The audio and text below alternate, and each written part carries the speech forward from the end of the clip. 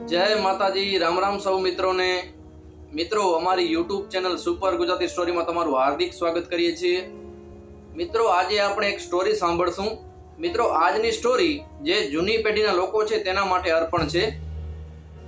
તો મિત્રો, શરૂ કરીએ આજનો વિડીયો, જેમાં જૂની પેઢીના લોકો કેવી એમની યાદો હતી એ વિશે આજે એક વોટ્સએપમાં મને મેસેજ આવ્યો, તે તમારા સમક્ષ રજૂ કરવાનો એક નાનકડો પ્રયાસ કર્યો છે. તો ચાલો સાંભળીએ આજની સ્ટોરી.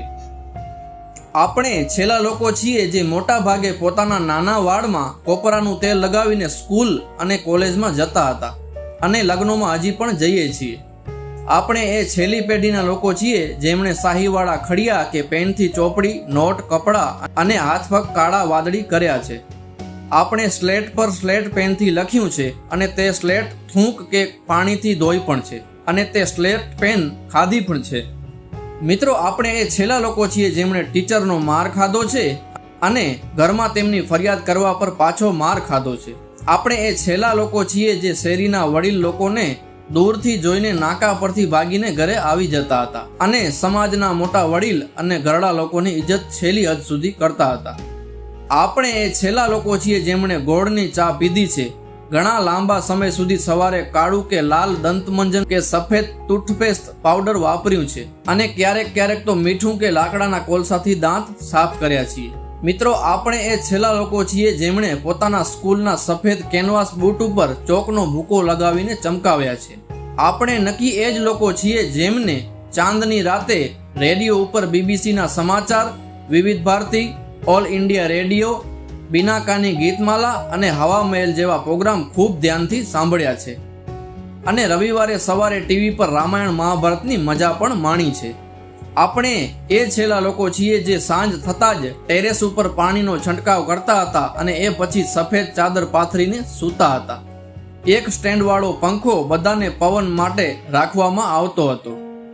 સવારે સૂરજ નીકળ્યા પછી પણ જળ બનીને સૂતા રહેતા હતા. હવે એ સમય બધો વીતી ગયો.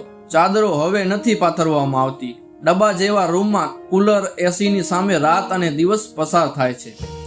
આપણે એ છેલ્લી પેઢીના લોકો છીએ જેમણે સુંદર સંબંધો અને તેની મીઠાશ વહેંચતા લોકો જોયા છે જે સતત ઓછા થતા જાય છે. આપણે એ છેલ્લી પેઢીના લોકો છીએ જે રવિવારના કે રજાના દિવસે પિકનિકને બદલે સગાવાલા અને મિત્રોના ઘરે મળવા નીકળી જતા. હવે તો સગાવાલાઓને ફક્ત વિડીયો કોલથી મળાય છે. અને આપણે એ નસીબવાળા લોકો છીએ જેમણે સંબંધની મીઠાશ અનુભવી છે. આપણે આ દુનિયાના એવા લોકો પણ છીએ જેમણે એક વિશ્વાસ ના કરી શકાય એવો નજારો જોયો છે. મહામારીના કાળમાં પરિવારના સંબંધીઓને પતિ પત્ની, બાપ દીકરા, ભાઈ બહેન વગેરે એકબીજાને સ્પર્શ કરતા બીતા જોયા છે. પરિવાર સંબંધીઓની તો વાત જ શું કરવી. માણસને પોતાના જ હાથે પોતાના જ નાક અને મોઢાને સ્પર્શ કરવા બીતા જોયા છે.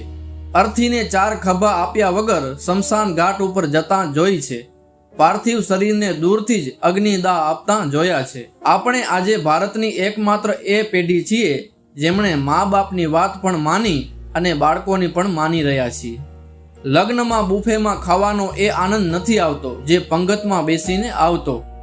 આંગળીના ઈશારે 2 લાડુ અને ગુલાબજાંબુ, કાજુ કતરી લેવી, પૂરી તપાસીને ગરમ લેવી, પાછળની પંગતમાં ડોક્યું કરીને શું આવી ગયું અને આપણી પંગતમાં શું બાકી છે અને જો બાકી છે તો એના માટે બૂમ પાડવી, પાસે બેઠેલા સંબંધીના પત્તરમાં જબરદસ્તીથી પૂરી મુકાવવી, રસવાળાને દૂરથી આવતા જોઈને ફટાફટ રસની વાટકી ખાલી કરવી, પહેલી પંગત કેટલી વારમાં ઊભી થશે એ પ્રમાણે બેસવાની પોઝિશન બનાવવી અને છેલ્લે પાણીવાળાને શોધવાનો, આ બધું ઘણું યાદ આવે છે.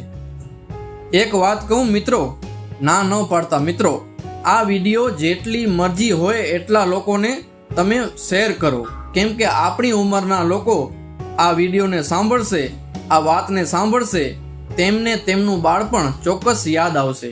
તે તમારા કારણે પોતાના બાળપણમાં ચાલ્યા જશે, ભલે ને તે થોડીવાર માટે જ કેમ ના હોય, અને એ તમારા તરફથી તેના માટે સૌથી સારી ભેટ હશે.